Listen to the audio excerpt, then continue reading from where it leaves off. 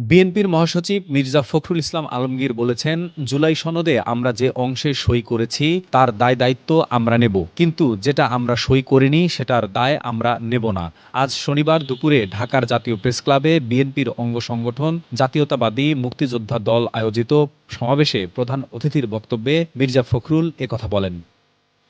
মির্জা ফখরুল বলেন, আমরা সনদে সই করার সময় বলেছিলাম যেসব বিষয়ে রাজনৈতিক দলগুলো একমত হবে সেগুলোই সই হবে। যেসব বিষয়ে একমত হবে না সেগুলো নোট অব ডিসেন্ট হিসেবে লিপিবদ্ধ থাকবে।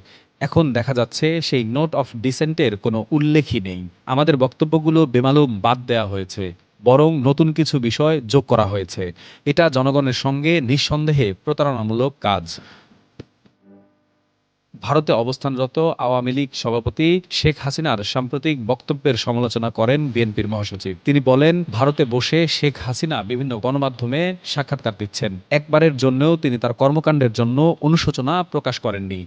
আজ তিনি অপপ্রচার চালাচ্ছেন। তিনি আরো বলেন, আমরা ভারত সরকারকে স্পষ্ট করে বলতে চাই, হাসিনাকে বাংলাদেশে ফেরত দিন। বাংলাদেশের আইনে যে বিচারের মুখোমুখি তাকে হতে হবে, সেই বিচারের মুখোমুখি করার ব্যবস্থা করুন। সবসময় বাংলাদেশের বিরোধিতা করবেন না। বাংলাদেশের মানুষ তা মেনে নেবে না।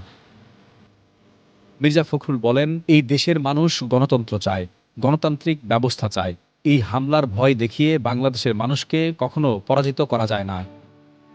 মোহাম্মদ রাফিউজ্জামান, নন্দন নিউজ।